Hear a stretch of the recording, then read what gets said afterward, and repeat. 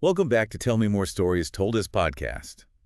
Ready for a deep dive into someone who's flipped pop music on its head? Yeah, definitely flipped the script. Today it's Charli XCX. The story is fascinating. Totally. What makes Charli XCX so interesting is she didn't just play by the pop star rules. Yeah. She went from these underground raves to, huge chart-topping hits. And always taking risks. Yeah, experimenting, challenging everyone's expectations along the way. Not your typical start in the music biz. Imagine being a teenager posting your songs on Myspace. Oh, yeah. Myspace. Those were the days. And then performing at illegal warehouse raves in London. Wow. That's not exactly soccer practice after school. No, not your average extracurricular. It really shows her independent spirit, even as a teenager. Yeah, for sure. And get this, her parents were totally cool with it. Really? Supporting her going to these underground events. I mean, she was still in school. Wow, that's a pretty unique family, right? Makes you wonder if all that early exposure to that, raw energy of the rave scene, had an impact on the music she makes now. Yeah. I mean, it's possible. Those early experiences exposed her to so much electronic music, a DIY kind of approach. Pushing boundaries was valued. Mm-hmm. But here's the funny thing. Yeah. She's actually said she wasn't that into the music she was making back then in those MySpace days. Oh, interesting. It makes her seem even more, human, Yeah, definitely relatable. Like she wasn't born this perfect pop star, figuring things out, trying stuff, even cringing at some early work, right? Totally. We've all been there. It's all part of the artistic journey. Right. And for Charli, that journey took her to signing a record deal with Asylum Records in 2010. Big move. But even then, still trying to find her own sound. Makes sense. Those early choices really shape where an artist goes. Signing with a major label, huge opportunity. Absolutely. But also, maybe pressure to fit in. Definitely. That's exactly the kind of thing Charli was dealing with. But then, a big moment. What happened? She starts working with producer Ariel Rexide. Oh, yeah. And they make this song called Stay Away. Stay Away, yeah. Such a cool track. It's got this dark, ethereal vibe. Yeah. Different from so much of the pop music back then. It was a turning point for her, the sound, her confidence as an artist.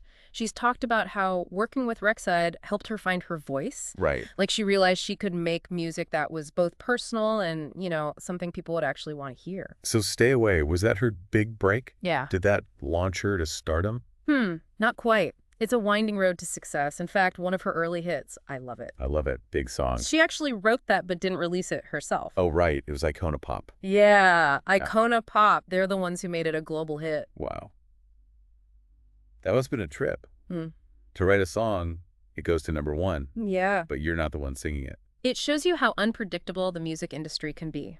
And for Charli, this was just the start of the twists and turns. We're digging deep here. And if you're enjoying this deep dive into Charli XCX, Yeah. make sure to hit that subscribe button so you don't miss the rest.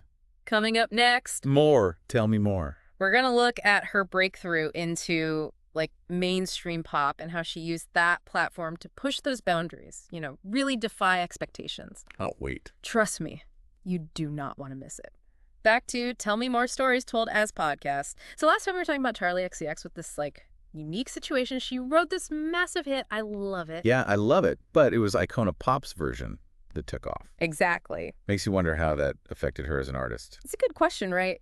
Seeing someone else have that level of success with something you created, it definitely shows how talented she is as a songwriter. I mean, crafting a song that connects with so many people. For sure. And don't forget, she was working on her own stuff at the same time.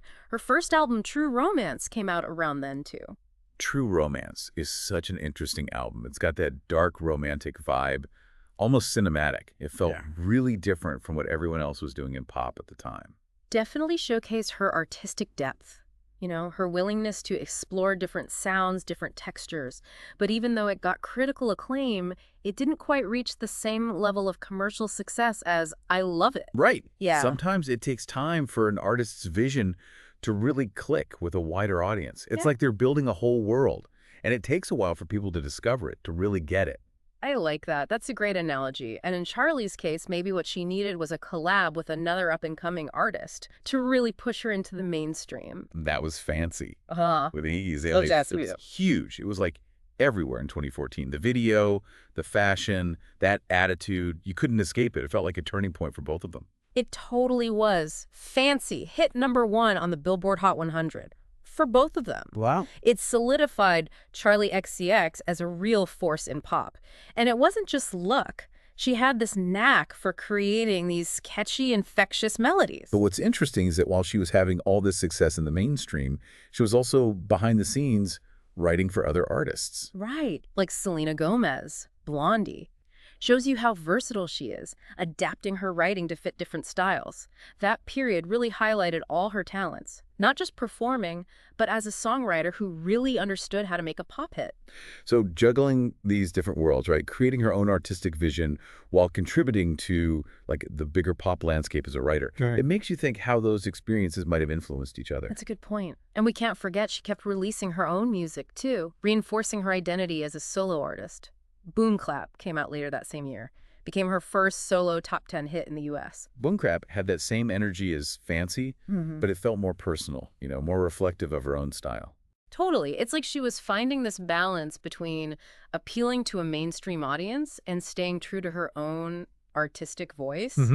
And then she did something really brave with her second album, Sucker. Oh, yeah. It was a real departure from that polished pop sound that had brought her so much success. What did she do? What kind of risks did she take with Sucker, and how did it turn out? Well, instead of sticking with what was working, she got inspiration from punk music, went to Sweden, isolated herself, and focused on making a rawer, more rebellious sound. It was like a statement. She wasn't going to be boxed in by what people expected, and she was willing to experiment, even if it meant losing some fans. The taste guts. Especially when you've just hit it big, it's like she was actively challenging how the industry saw her, breaking free from any labels they might have tried to put on her. It was a pivotal moment.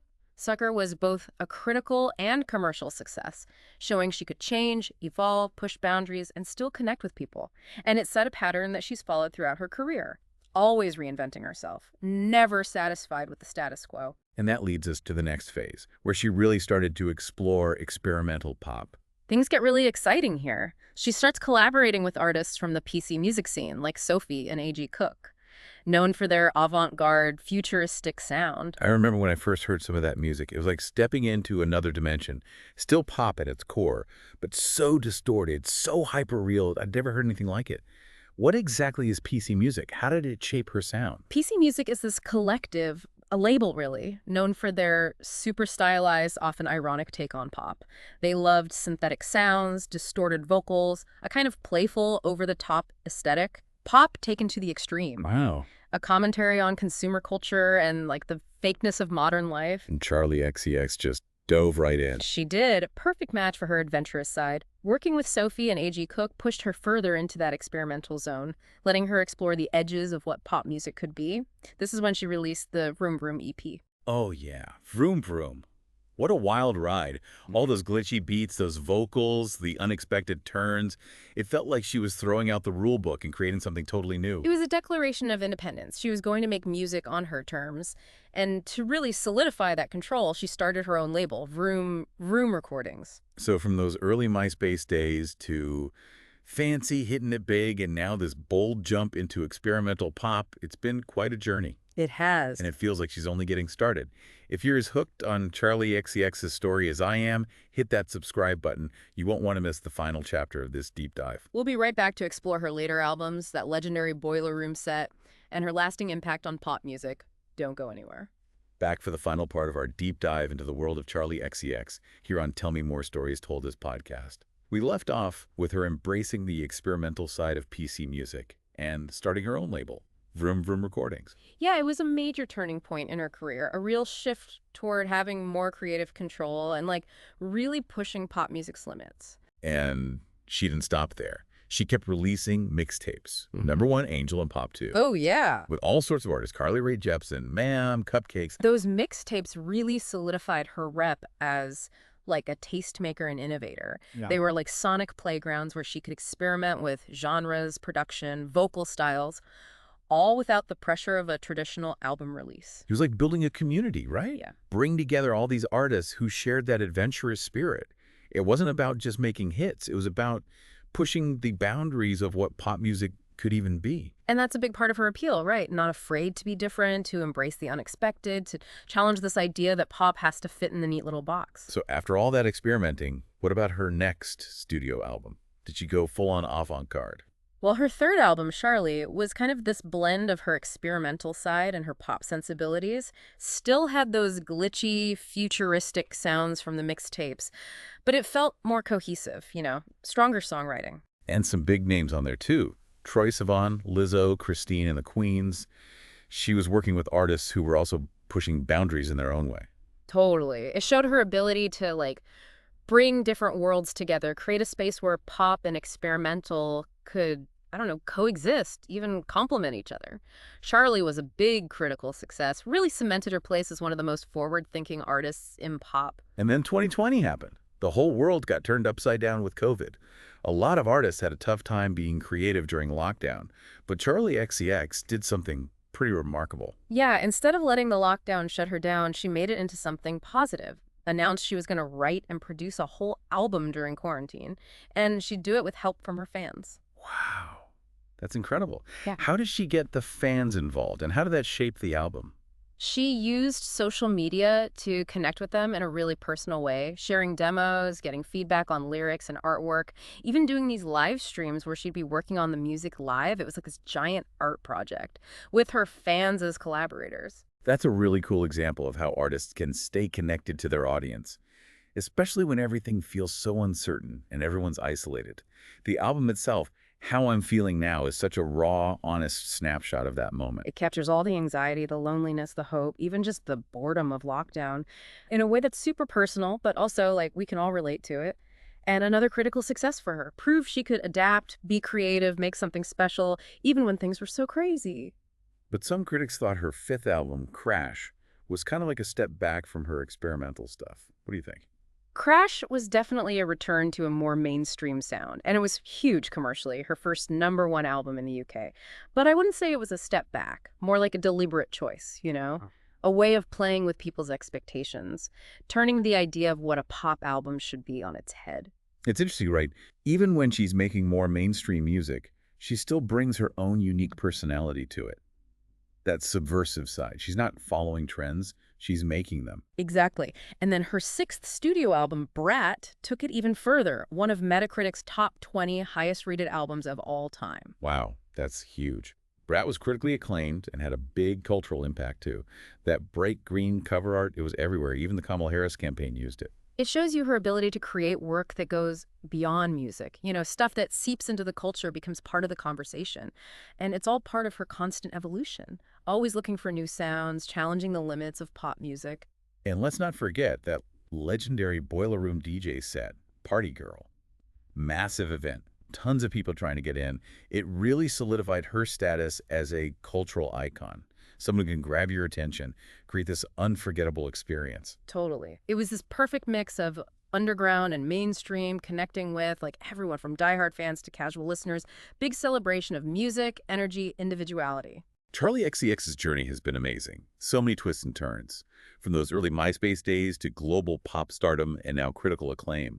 She's always reinventing herself, pushing those boundaries, and inspiring other artists to embrace their own unique voices. Her story shows us that you don't have to follow the rules to make it in music. Sometimes it's about breaking the mold, taking risks, and staying true to your vision. Well said. And that wraps up our deep dive into the world of Charli XCX. Definitely check out her music, her videos, her interviews. You'll be blown away by her talent, her creativity, and her drive to keep pushing pop music forward. Thanks for listening to Tell Me More Stories Told This podcast. We'll catch you next time for another fascinating story.